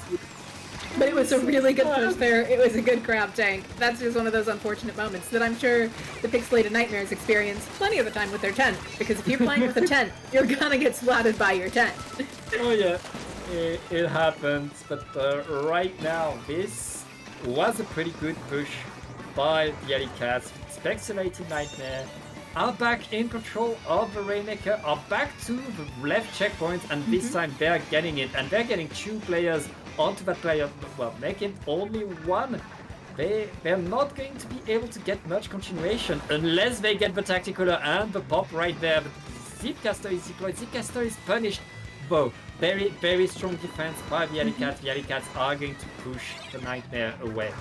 They are, and they're also going to pick up the Rainmaker in the process, looking to find some control in mid here, but Tent's going to shut that down. Tent might be able to take out the Rainmaker here, but no, not quite. They're able to move up to that top left. Zuka out, cornering a few of them. We're seeing the Stamper look to apply pressure, not going to be able to capitalize on it, though. The Pixilated Nightmare is just really looking for something to latch their teeth into and not quite finding it, as the Alleycats are just stalling for time right now, and they're not wrong to. Very, very nice stall by the Cats while threatening to go to that top right. They were keeping the fight there and dodging everything the Nightmare were throwing at us. Right there, the Nightmare back in the action with the Tacticaler, with the Rainmaker at the ready. There's no more checkpoint though. So right now, if Pixilated Nightmare is able to get a good push, they could get forward very, very fast. And with that tent deployed, well, got a little bit too late. Nightmare are back to spawn right now, and the Alleycats are back in control of the map. Yeah, always good to be able to get back that map controlled. That feels good to reestablish yourself. Pixilated Nightmare is going to have to do a lot to find forward momentum here, but it's definitely not undoable. Looks like the Rainmaker's about to reset. There it goes. not what you want, and that is a wipeout. Alleycats are in a great situation here. They have a lot of time to just play setup. They have time to play safe, and they're going to go for some points just because, hey, they've got cooler anyway. They might as well. Might as well indeed. The Splatana Stamper is down. That's all the range that Pixilated has. And with the 10 being down too, okay, Bazooka is saving things, blocking the Rainmaker from moving forward. Right now, Alleycats keeping that Rainmaker there, and they're gonna grab again. They really want to get more points. They want to make a statement there. Staying in control, keeping Pixilated staggered right there, and they are just keeping the game in their favor. Okay, they're no longer pushing, they're just keeping that Rainmaker in their hands. Yeah, I mean, if you can keep the Rainmaker on the other side of the map, even if you're not scoring points, it's harder for the other team, even if they take you out. Especially since they don't have that cooler anymore, they do need to play a little bit more safely, a little bit more cautiously. And they are managing to do that excellently. Yeah, full control. That Rainmaker is such a good defensive weapon. You can hold your ground so well, and it's so tough to push forward on it. And right now, Pyrasim just holding that Rainmaker with 10 seconds left. Pixilated able to get the splat. That's what they need now, though. They need a big push to get back in there. But all of Alleycats are already back on the attack. They are. We do see a few players from Pixilated Nightmares looking to move forward. Tent gonna try and pop that shield soon, pretty soon. But not going to be able to do a ton with it quite yet. They do take out to the range blaster. That's huge for them, but they need to get rid of that shot. And they don't quite have a way to, I say, as the shot falls off the map. They don't quite manage to make the jump, though. And that is game 2, going to the Alleycats. Alleycats are one game away from being your LSL champions. And Pixilated Nightmare, who chose this map mode, back to the drawing board, and now they got more thinking to do. They need to find a way to beat these guys, and Alleycats, they were winning the fight there, and that's what they did. They really were winning the fight, and that's how you win the game. It is. Yeah, they need to find a map where they're more comfortable, where they're more coordinated, where they can win these fights. Yeah, I would almost expect them to go back to tower control over a clan blitz here, just because they do seem to have a little bit of struggle with team coordination, which is something they'll get better at with time. It just takes practice and playing together to learn how to play with each other well. And so maybe not clan blitz. Maybe we see another tower control coming out, something where they can control the pace a little more, because it was a really close game on TC Hagglefish. So maybe they want to go something along that route where the range blaster might not be as strong. On a map where the range blaster would be less strong, not as tower control is a mode, on a particular map. I feel like it's not the mode, it's the map. Pixilated, they need to find a map where they win the fights. And how you play objective from there is up to them. It's coordination, but like they need to get the splats right there, because the Alleycats are winning the fights, and that's how they win the game. Yeah, always really nice to be able to just know that you can win those fights. They are going to be going to Rainmaker again, feeling confident there. Rainmaker Undertow, a map we did see the Alleycats do fairly well on, but maybe Pixilated Nightmares has a few tricks up their sleeves with this one. I do believe that was... No, it was the other team's pick last time also, because the Alleycats did continue to win after the first game. And the Alleycats, they're happy with that counter pick, I guess. Probably. Like, okay, you're counter picking this against us with a tent on your team? We've seen that before. We know what's going to happen. They have to be ecstatic right now. Yeah, I mean, I would be pretty comfortable in their situation. This is where we saw them pull out the end zap instead of the edit. It's where they want to play really fast. It's where they want to play really aggressive. And it's where they had 4 splat bombs, which, hard to go... Not 4 splat bombs, 4 suction bombs, sorry. Yep. It's a long day for me. Suctions, and it looks like... as you called it, the zap is coming back. Alleycats is looking to do exactly what they did in the previous rounds against the traffic cones, and Pixilated Nightmare. Now they see an Alleycat team that is faster than ever, and they're going to need to really set up their ground and deny, stop the Alleycats from moving in. Yeah. Always good to be able to deny that space, always good to be able to set up. This tent player needs to be able to really capitalize on their weapon, but the range is going to be able to shut them down a good bit of the time. Rainmaker has been grabbed. They're trying to dive for that right checkpoint. Not going to be able to in time, though, and the Stamper looking to find the pick on the range here. Does manage to find some damage, but not the pick, and it's just the shot left up who walks right into the range. And this should be an opening push here from Alleycats.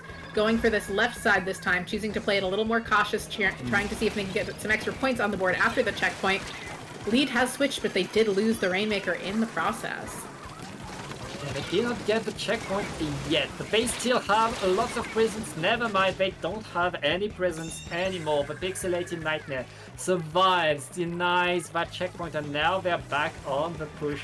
They're looking left too, and with the amount of blue that there's on the right side of the map, you can understand why, but Alleycats are already on the defensive positions. They're already waiting for them and shoot down onto the Nightmare.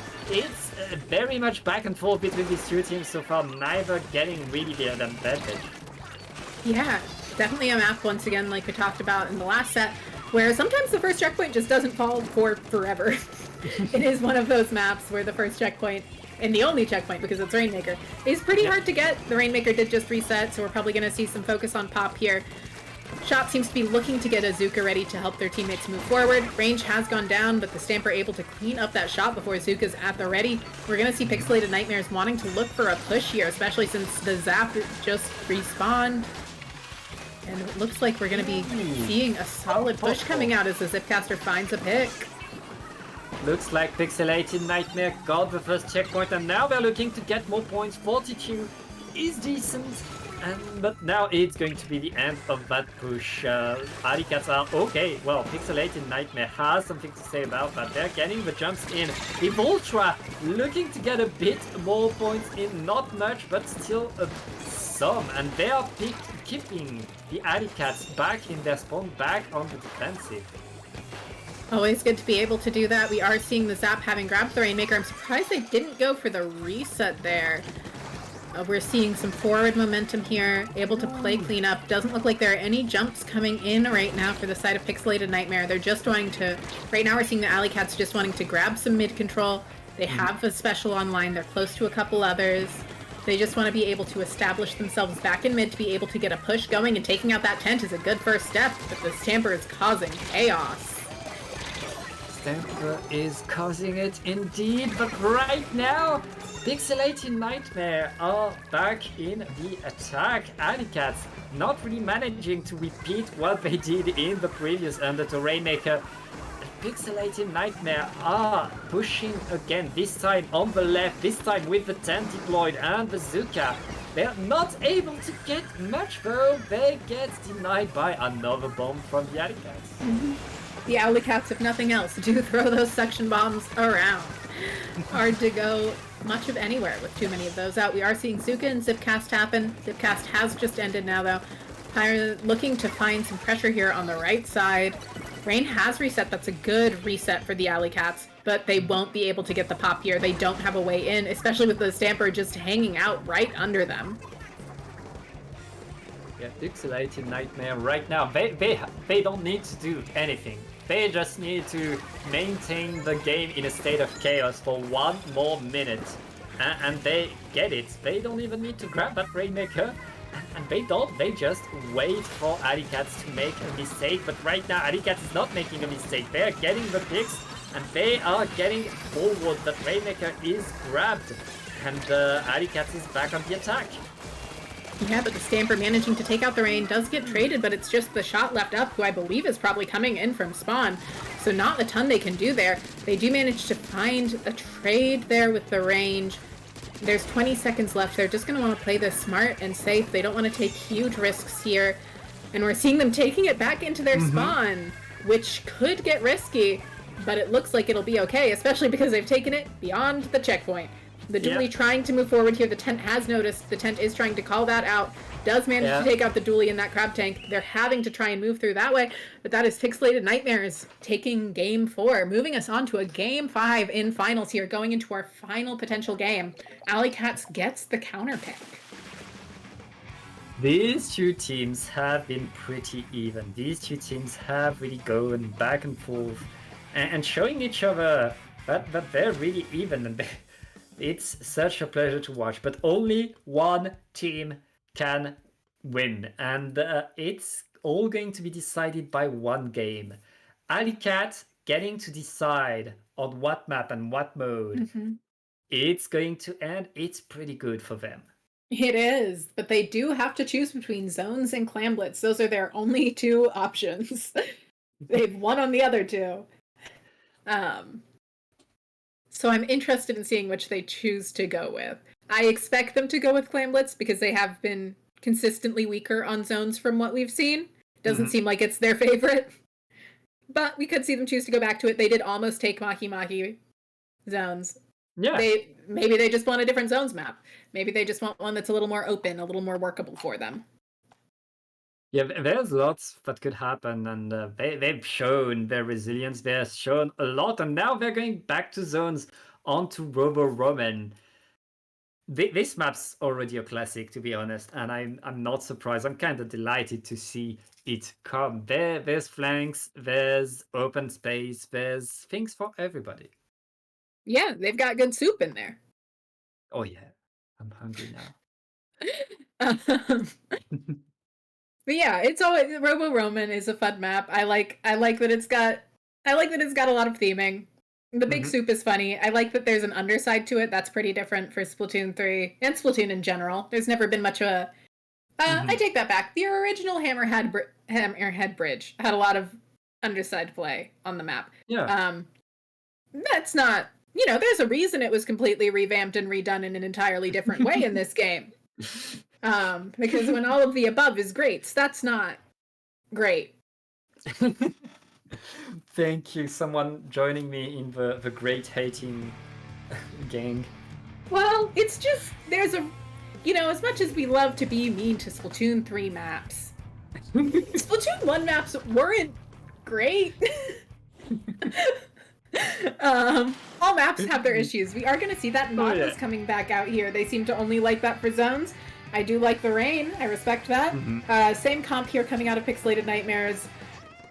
Once again, I like mines on zone. I like that it just makes it easy to hold and stall. I really like tent on this map. I'm surprised they counterpicked it into a tent, but as I say that, the Nautilus is going crazy.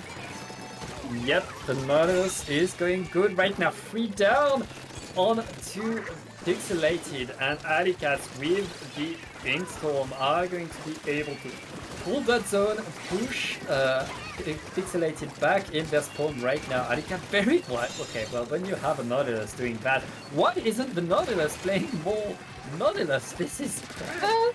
I mean, they got shut down pretty hard in the zones game a few times. Yeah. It's a weapon that once it sets up is really solid, but it has a hard time setting up without its teammates creating space for it. So if you're having a hard time getting in general, it's not always the best pick. But right now, Alleycats getting the counter to 41. Pixilated finally able to get back on the zone, at least apply penalty, but they're still fighting for that zone. Looking to, at least deny the flanks. That should be the push for Pixilated. Yeah, Pixilated looking to find forward space here. Gonna be able to probably with that Zuka and taking out the shot player. They're also going to have that tent to move forward with. Zuka looking to take out the crowd. Not going to quite be able to, but there goes the Nautilus. One of the biggest threats taken out. There's that player has gone down before the cooler could come out. That is unfortunate. So they need to play a little smart and a little safe here rather than the reckless abandon that cooler can allow at times.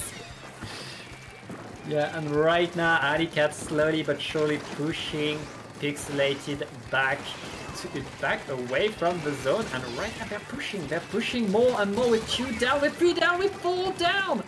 This is huge for the Cats, and that splatter shot being there. Okay, that splatter shot is shooed away by Azuka, but right now, Alleycats, no more penalty, they're gonna get more points. Yeah, can't go wrong with getting a few more points on the board, managing to take out that Zipcaster, getting rid of that disruption. The heavy edit is doing a great job here of just playing setup, getting that cooler out for people. Drawing the zap away from the zone is huge. They're getting that pick. Just the Stamper left up, who just respawned, jumping in from that right side, looking to find the pick. Though they do force them out, and it looks like that is going to be the set going to the Alleycats. Alleycats are our little Squid League winner. Congratulations to the Alleycats. You are our kings, you are our queens, you are our champions of this Little Squid League. That was a hard-fought battle, all 5 games, but the Alleycats pulled through and are now banned from LSL. Mm-hmm. Always nice to see a game 5 set happening in finals. Always what you want to see. Shows that teams were close, shows that teams worked hard for it. I mean, everyone who played in the tournament tends to work pretty hard, and playing it all is something you should be proud of yourself for, because you're putting yourself out there and you're giving it your best, and that's always something to be proud of. That Alleycats should be proud of themselves for what they accomplished here today of winning Little Squid League 38. Wow, all the way to number 38. Whew, makes me feel old. It's been a lot of Little Squid Leagues. We'll have a lot more Little Squid Leagues in the future. The tournament is not going anywhere because it's getting so much support from all the teams and from all of you watching. Thank you so much for watching us.